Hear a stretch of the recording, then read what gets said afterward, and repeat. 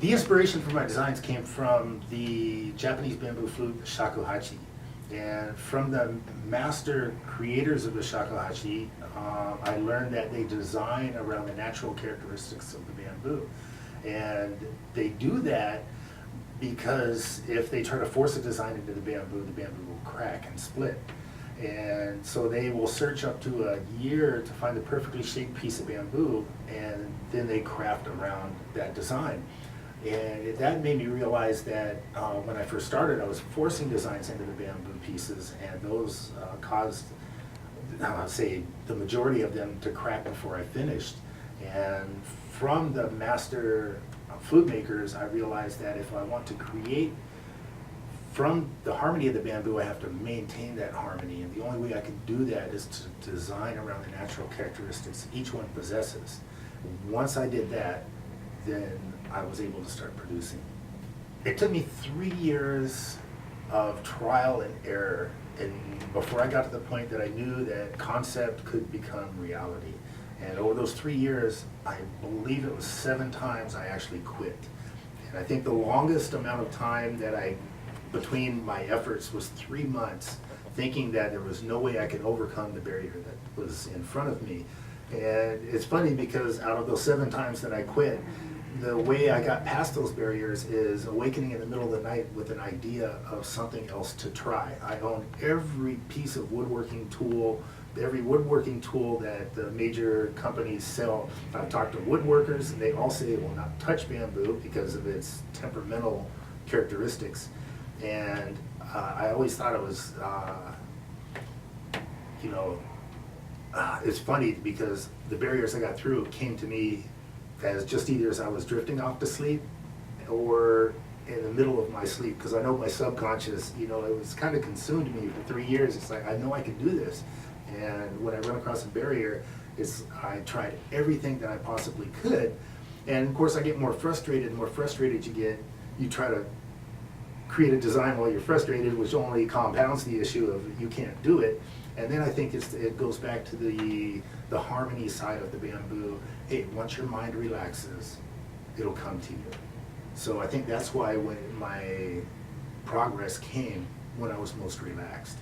And that could be applied to life, that hey, if you get caught up in a moment, the odds of you resolving an issue at that moment become slimmer and slimmer as the tempers flare and flare. Okay, when everything's calm, that's when resolution comes. So bamboo gives to me as much as I feel like I give to others through my art. So the more I create, the more other people enjoy it, and the more enjoyment I have from it. So that's the balance that is necessary to create my art. Well, this is a typical example of one of my popular pieces, which is a single cymbal placed in between a single note of the bamboo.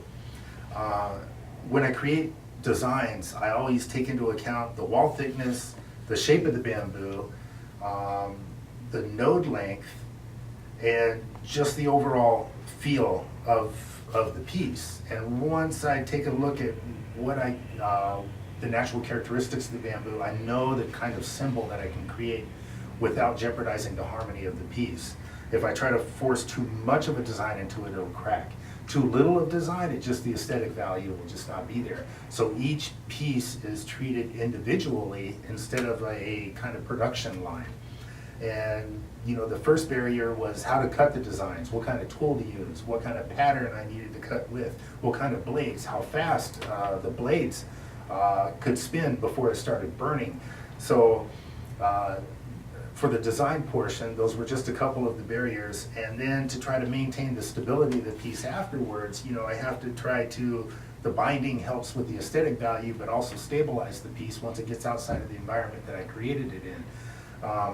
Then I designed a couple of different types of tops. One kind of a tulip shape, and this one's kind of an oval shape. I found over the course of the years that the oval shape, the customers, the circular shape is more familiar to them with bamboo. When I was choosing the colors for my products, I came up with about 6 different colors that I thought might be contenders, and placing them in front of various people for about 6 months, they always chose 2 different colors. If I go with too light of a color, it looks artificial. If I go with too dark, there's just too much contrast. So you wind up with a brownish tone like this and a burgundy tone. So between the carving, the top choice, the staining color, the binding, all of those had to be in place, as well as maintaining the harmony of the piece in order for this to become a reality.